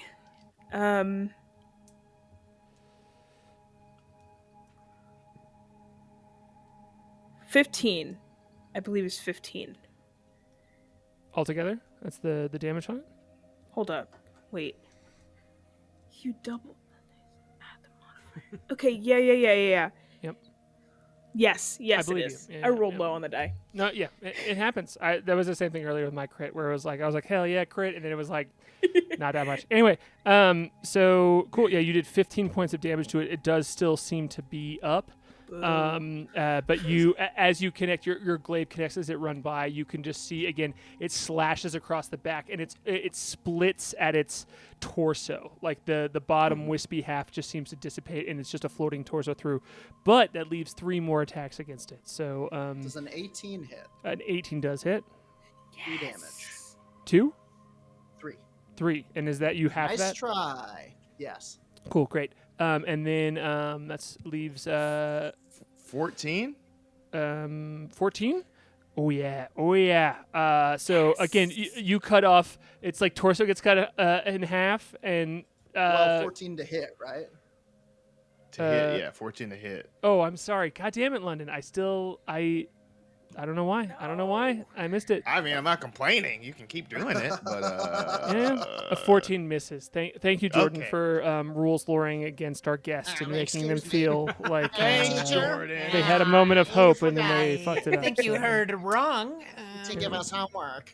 no fried rice for you. You don't get the shrimp. Just all Um, Ugnar. I love them shrimps. I think, in fact, you connect and you feel like you hit for a second, and there's like a wisp, but it's like you think it like disappears, but you're realizing it's just starting to go through the wall. It farts. Like, yeah. that'd be so funny if it farted on you. I just think farting in D&D needs to happen more. I don't know. That's Especially from hot ghosts. take of the Like, day. Yeah, yeah, exactly. yeah. Exactly. You're It- incorporeal. Where's it going? In our usual in our Monday game, it's been very established that toilets are holes that have bags of devouring at the bottom of them, which is Yeah. also just like a really broken fact that those magical icms are just everywhere. But it's just established. Oh my so gosh. yeah. That your attack misses, Dicey, and then Osita. What did you get? Dirty 20, baby. Oh hell yeah! Can you do Nice. enough damage to knock this thing out? I will say with your attacks, it is possible, but you. Let's see it. It'll be 12 magical slashing. That'll do it. So give us some flavor Yes! here as it it's like starting to disappear into the wall and then it disperses.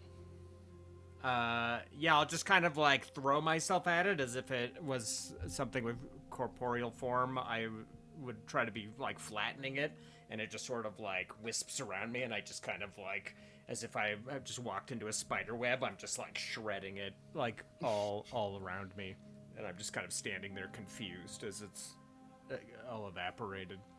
God, I love a bear that is like confused and like swatting at spider webs, but is doing damage and successfully fighting in the moment too. Absolutely, that's how I feel on a daily basis. Where I'm like, I'm just trying to get this off my face, and then someone, Anyway, so By reacting as though you walk into a spider web, do you mean crying and calling for help? you know me so well. That's what I do. So with this, that is going to officially put us out of initiative here, as you all Nice. have defeated all of the ghosts, both emotionally and physically. So, and you all just kind of like find Emotionally. yourself in a quiet ship again. Captain? Are you okay?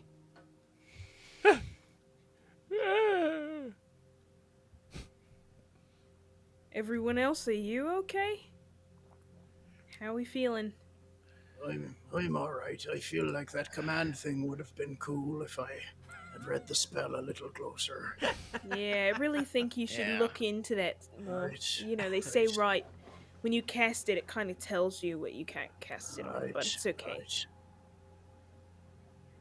I don't like fighting bear people.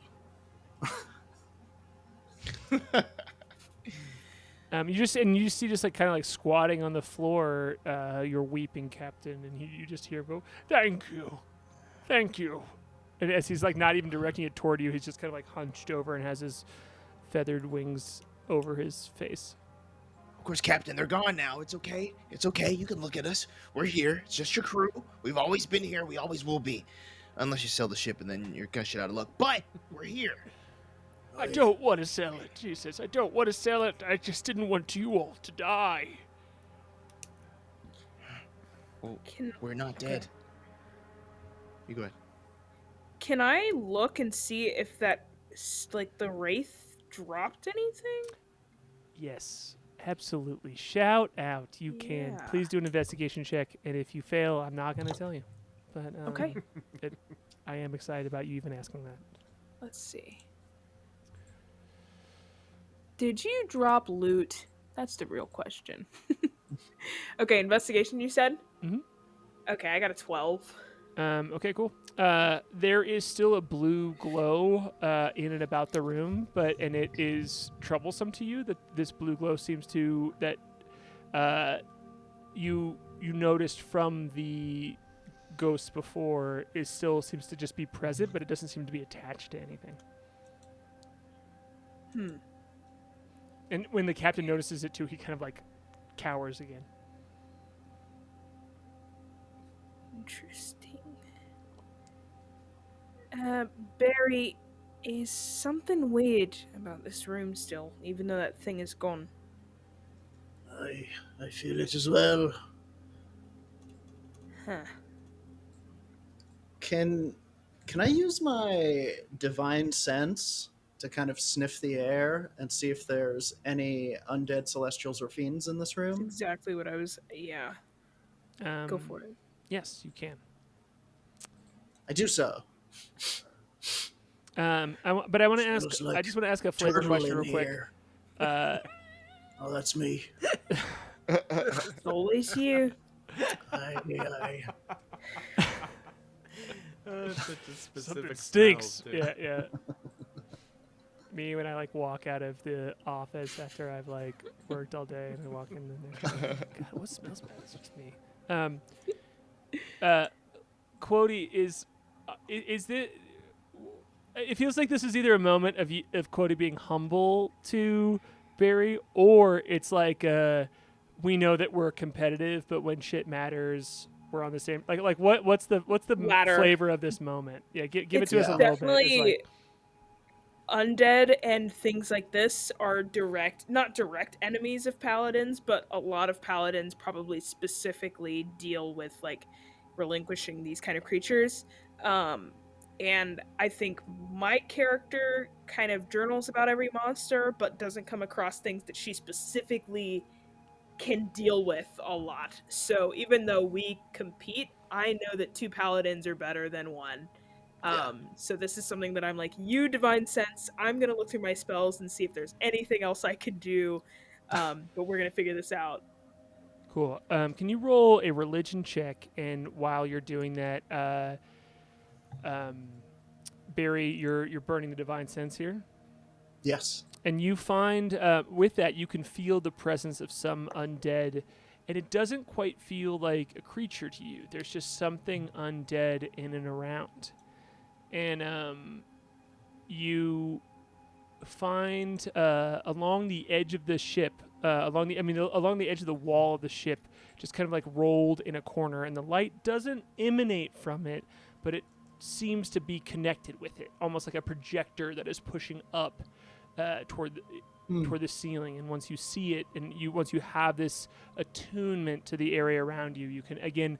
First, you only smell turtle, and then all of a sudden, you get this Smell ghosts. Yeah, you get the smell of ghosts from one of the corner here, and you see a small orb that seems to have dropped and rolled to the corner, and it looks like a marble. And when you pick it up, there's no light coming from it, but you can feel the adjustment of the light in and around you. Like as you hold it up, everything shifts, and then you kind of like move it about for a second, and you're like, oh, and it is like a projector all around this blue light. But when you're holding it in your hand, it does not seem to be emitting light. It's just this dark marble. I'm gonna kind of turn to Quody and be like, Look at this here. Don't know what it is, but it stinks like ghosts. And I got an 18 on my religion check as well. Cool. Yeah. And this is what you would know as a it's a shard and that is, you know the noun shard, right? Obviously, but in divinity terms, it is a ghosts are known for being some sort of piece of a living being that has business here still, whether it's a grudge, it's holding, can't let go of something, or it's more direct, more of like an oath, more of a guardian in some way. Like ghosts are a wide spectrum of beings, and their manifestation is for a lot of different reasons. And you come across, many of them and heard about many of them. But a shard in particular is it's almost like a curse, but it is a physical manifestation of an oath. It's a physical manifestation of a promise someone made in order that expands past their life.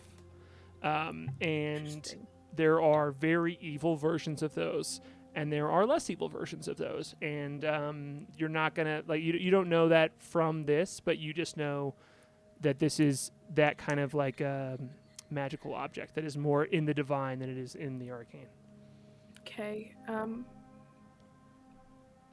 Barry, be careful. That thing is. I assume you know what that thing is, right? I've never seen anything like this before. Some sort of a marble, I suppose. Could be the captain's map. Yeah. I think I will take out of like a pocket some sort of like handkerchief and try to carry the orb over to Captain. I'm like carrying it extremely carefully, and I'll say, does this look anything like your map, Captain? He looks down. He's like, oh, that's. I mean, he kind of like he shakes himself off like a wet bird, and which he's only wet from his tears, and he kind of like stands up and is trying to recover. Sure. Yeah, and he's like, I mean, he says, it looks similar, but it's not. It's not it. He says, mine was glowing. You could see the constellations. It's like you could see a tiny blip of this, the Harmony Fields, the Violet Nebula all around you. And once you held on to it, you zoomed in and you saw where you needed to go, like a quick path. He says, but it's similar, but not it. Did I notice anything about it, like, upon picking it up? Like, did I see any patterns on it? Did the aura in the room change? Yeah, I mean, like, the light changes, but the aura does not change. It's Gotcha. like moving a flashlight that is pointing in all directions around. You can roll, let's have you roll I think I want you to roll insight or perception, and you will get different answers depending on what you roll, so tell me what you roll. Okay. Let's see what's higher for me. Because you're not really like trying to like judge it magically or divinely at this point. You're just trying to see what's happening as you I think I'm gonna do around. Insight. Okay, cool. I got a 12. Cool. You're a little too. There's a little too much happening for you to feel like a strong gut feeling here. Yeah. Mm-hmm. At this point, what is Osita and Dicey? What are you doing? As you all see the paladins kind of like hovering over this. Standing next to Osita, and I'm like, do we get second dinner since we've got in a fight? And I just kind of cut a look over like. Like he's kind of asking you to work too. Like that's Yeah. like, for him it's like a reward, but you would have to go work too. Yeah.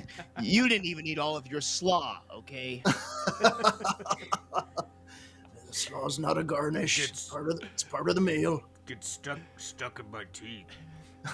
Yeah, so we cut back to the paladins having this like divine moment, and you two talking about dinner. Yeah, I'm trying to con a second meal, dinner. Do you all want to do anything else with the orb here at this point? You don't have to. Yeah. I think Barry wants to smash it, and I think he says as much. I think he's like, That's where them ghosts are coming from, and we need to smash it right now. I. Uh, okay. I mean, I agree that's where they're coming from, but yeah, maybe we should just like shatter it. It's not a bad idea, although when we attacked those ghosts, they seemed to split into different ghosts. I'd hate to smash this marble and end up with a real, gremlins situation here on the boat. Perhaps it's best that we put it in the bag of holding that we know to be at the bottom of every toilet. For now. Devouring. Yes. For now, it's a bag of devouring. not a Bag bag of of holding. Yeah, It's yeah. That not smells an- like shit. It's like an RV that we have to go Yeah. dump it out. Oh God, Bad. the ship that Imagine a accidentally got a pocket bag. dimension. Well, Andrew's actually created that, and They've been to the shit dimension. but It's God. not the shit dimension. It was That's just tastefully done. That's just for my own note taking. imagine what the I ship think of that it like as. thinks they got a bag of devouring and it's a bag of holding, and at some point it reaches its like They've gotta physical pull weight a limit. fucking Yeah, Dave Matthews tour bus from Jokes. Regna and dump it off the side of Jokes the aside, that's not a bad idea for how to deal with this. We could throw it down in the bog, and it'll just be gobbled up, or we hang on to it, Fuck. and we try to learn more about it. And perhaps we can use it to help us find whatever it is the captain's missing. Aside from his courage. Am I right there? Captain? He's I like turn fully around to the recovered at captain. this point and is kind of like his like head is this way, and he's like, yes, I have Too soon. committed Alright. a deep shame, and I'm Right. working on it. It's okay. I meant it more as a joke, but it seems to have been a little close to the truth. I'm in a raw place right now where I the see truth that. is I see that now. devastating. Yes. Captain, if you are afraid, you could sleep up on the deck with me. That sounds delightful. I want to sleep next to a bear tonight, I will say. I have an idea, Quoty. If you can hold it out in the handkerchief, I can perhaps ask the seas. And as Quody holds this out, Barabolius holds his finned hand over the thing, and you see this little orb of water kind of conjure and go down and envelop the shard, and he whispers a prayer and asks, I'm casting augury, which you know quite well, Harlan. So I was And like, Jordan's setting this up like he's talking to the moon, and I know, I am. Hello, moon boy. Jordan's And character in I our am- Monday game has the ability to cast augury once per day without like using a spell slot, and so we flavor it by him putting his head in his hat and talking to the moon. Yes. So Aw. it's very cute. But this one's a little different, and he asks of the seas themselves, would it be good or bad for us to destroy this thing? Ooh, and you just and I believe because you use it so often that I'm remembering this correctly, but correct me if I'm wrong here. Because this is the first time you've used it today, you just automatically get the correct answer, right? You get a truthful answer from the DM because Wheel or and woe. it degrades as you go, right? Correct. So like you just get it immediately. And you get a wheel or woe. Is it a good Yes. smashing this will lead to wheel or woe as a response here, and I, as the DM, get to speak as your god speaks to you, and tell you some sort of knowing truth it knows about the universe, and it tells you wheel to smash it. Okay. And he has this weird faraway look and sort of pulls his hand back, and the orb, the ball of water, just runs down the handkerchief and goes away. And he goes, The seas have spoken. We must destroy it before it brings more evil onto the ship. Okay, should I just shatter it? I believe so. Fine. Great. I'll take the thing, and I think I'll take the handkerchief and tie it, and then what is Daisy doing right now? Dicey's standing over to the side as well. He's kind of like joined, and he's like inspecting this as well. He's put his knives away, but he's just like waiting for any sort of assistance he can give, especially if you decide to destroy it. And then what is Osita doing? She's looking kind of longingly back where the galley is, but doesn't want to abandon everybody else. I She's think just kind I'm of in the gonna doorway. toss the orb to Osita, and then at the absolute last second, say, "Osita, quick!" and try to take you by surprise, so you claw it the wrong way and it I shatters love on the it. ground. Yeah, I've not been paying attention to the conversation at all. And the last thing that's been thrown to me was a treat up on deck. Oh no! Oh Okay. no! I will say either way this smashes, and you should roll a d20, and if you get a 15 or above, you catch it in your mouth and crunch it, and if you get below a 15, you fail and it drops to the ground. Okay. You got this. Because you specifically talked about before, like you're like working on like I'm gonna throw you a treat and you're gonna catch it. Yeah. I go to like a catch my mouth, and I did miss it. It flies by me yet again, clonks God. off the wall, and I'm kind of like turning around in the hallway, trying to scoop it up in my claws. Not really sure what it is. And you the orb travels through the room in slow motion, and you two, like Dicey, you see it like all it flashes before your eyes of like the training, like the bit you all have been doing together of like you throwing Osita scraps of food, and you can see Osita making this decision too, where it's surprise, but it's like a bit and something's being thrown at him, and she feels comfortable.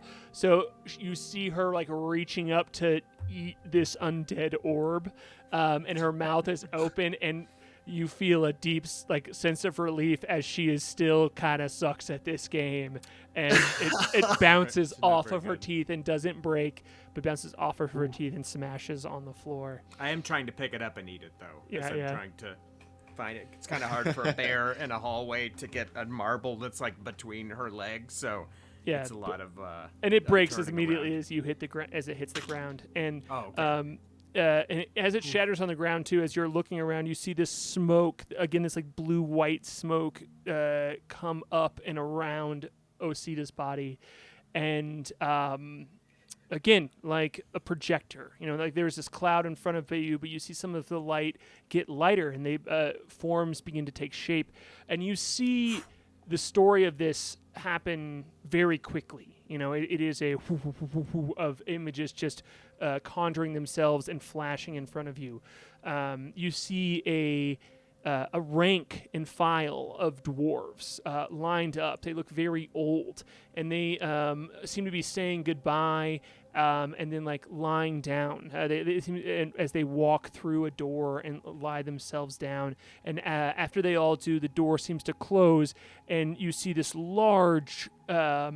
It looks like a ship to you for a second, and it has this oval shape that's a little like more angular than that, and it seems to float up and off and out into space. And this is all very foggy, as if in a memory, except quickly this same orb seems to appear, and what is surrounded by purple, what looks like the space in and all around you.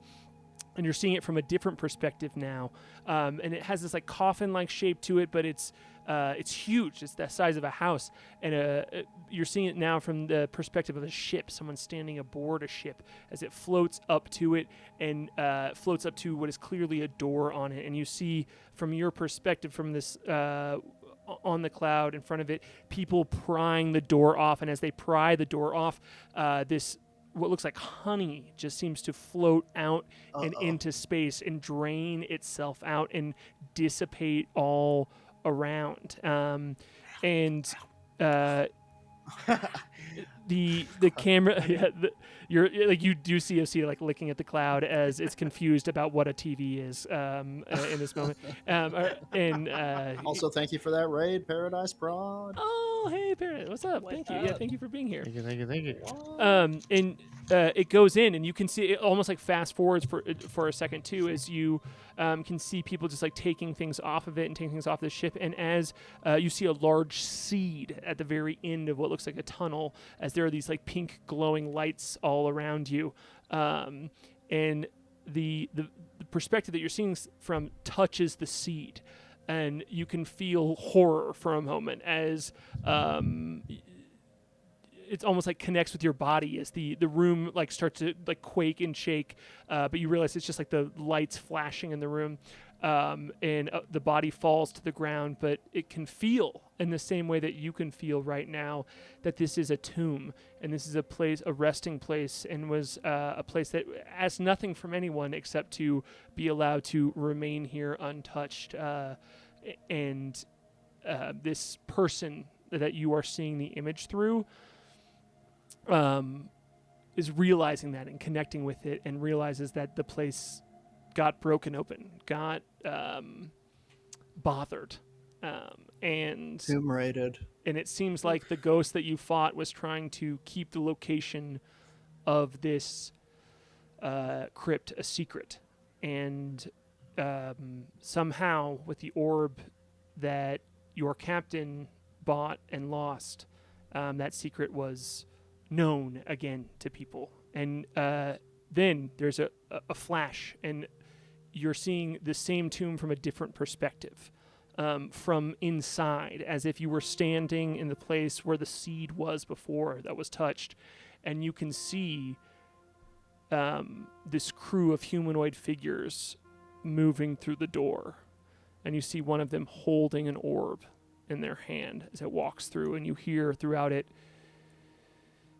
"Take anything you can," and then there's a crackle, and the cloud disappears.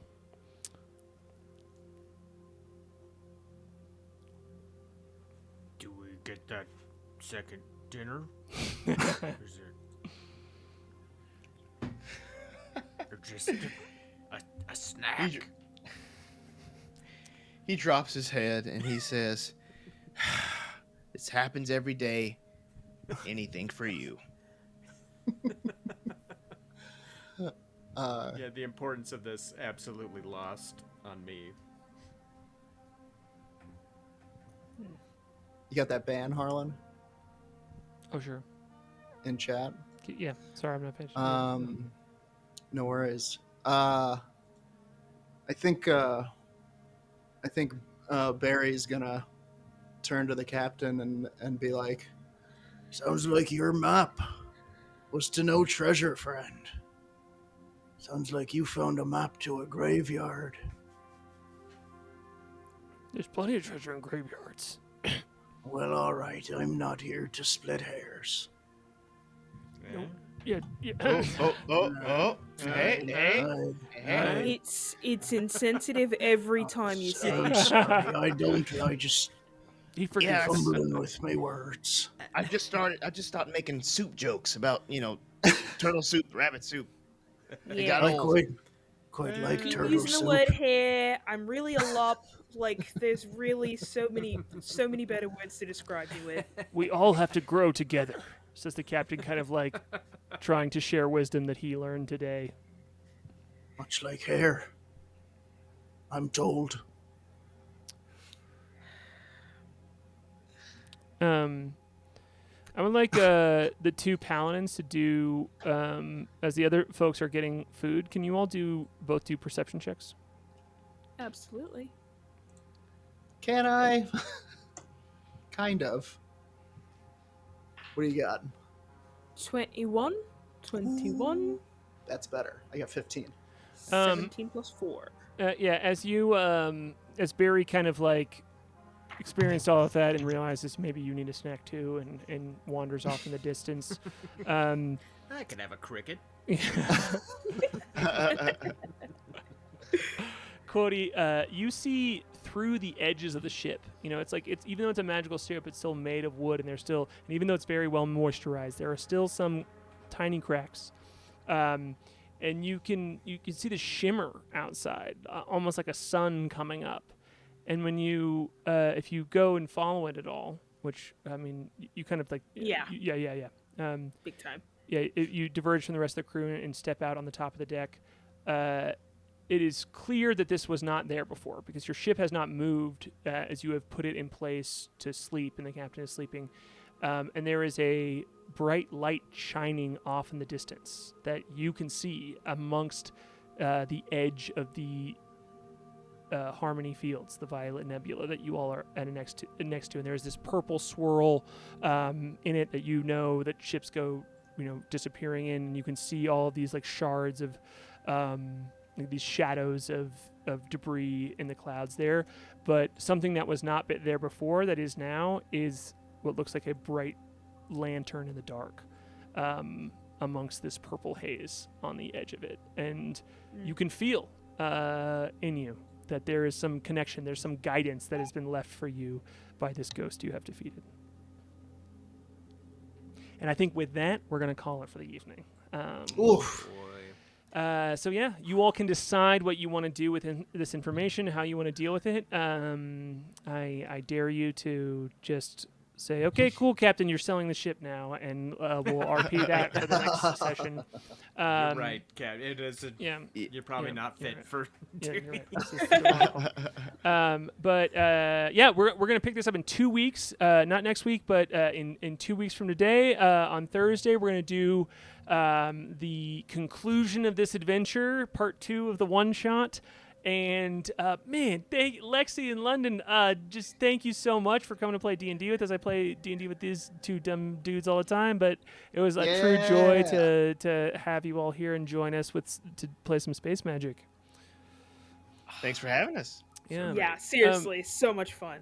Yeah, could you plug your things? Could you plug things that you do so that the folks who had a good time here can go check you out in other spots, and then while in the between time before they come back and check us part 2 of this session out. After you. Oh, sure. So my name's Lexi, otherwise known as the Black Girl Mage. If you head over to my Twitter and Twitch, I am constantly talking about D&D, magic, all of that kind of stuff. So if you like any of those things, definitely give me a follow. But also, I am currently the DM for the all-black HBCU-inspired Strixhaven campaign called the Strix.